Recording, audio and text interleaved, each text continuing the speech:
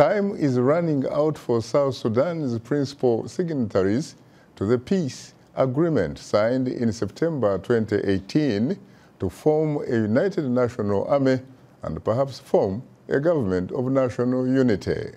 My colleague Paul Ndiho has more on the story. It all seemed possible when a new peace deal was signed between South Sudanese President Salva Kiir and opposition leader Riek Machar last September.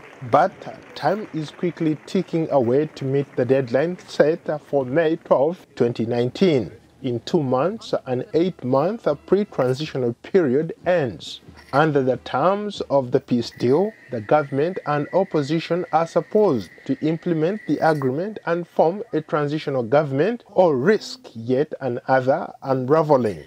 Continuing violence and human rights violations, including rape and sexual violence in South Sudan, may amount to war crimes, according to the UN body that is reporting to the Human Rights Council on alleged gross violations and abuses of human rights in the country. The Commission is alarmed at the number of executions that have taken place in South Sudan.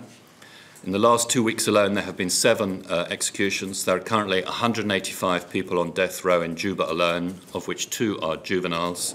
Armed forces are being challenged to end violations against children and take concrete action to protect the country's youth by ensuring their recruitment and abuse is halted. The children of South Sudan need peace and they need freedom. They need to be secure like all the children in the whole world.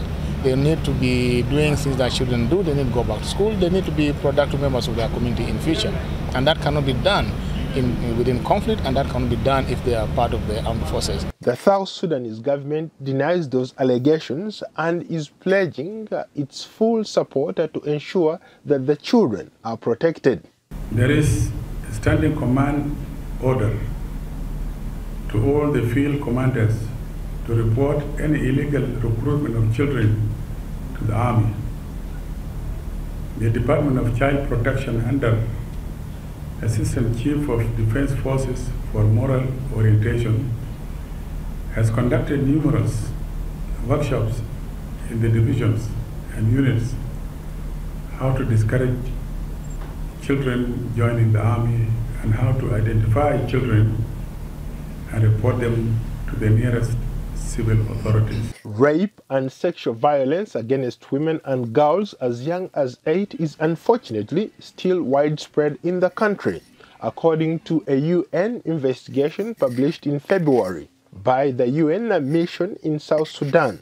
It recorded 175 cases of mainly rapes that lasted hours by multiple uniformed and armed men between September and December 2018. There's been very little accountability in South Sudan for what is a chronic, endemic problem of sexual violence against women and girls.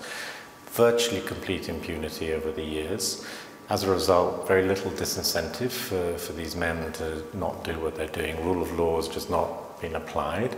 Ethiopian Prime Minister Abiy Ahmed and Eritrean President Isaias Afwerki met with the South Sudanese President Salva Kiir earlier this month in South Sudan in an effort to breathe new life into the stagnant peace agreement. Among the ideas discussed were bringing aboard groups who rejected last September's deal. Paul Ndiho, VOA News.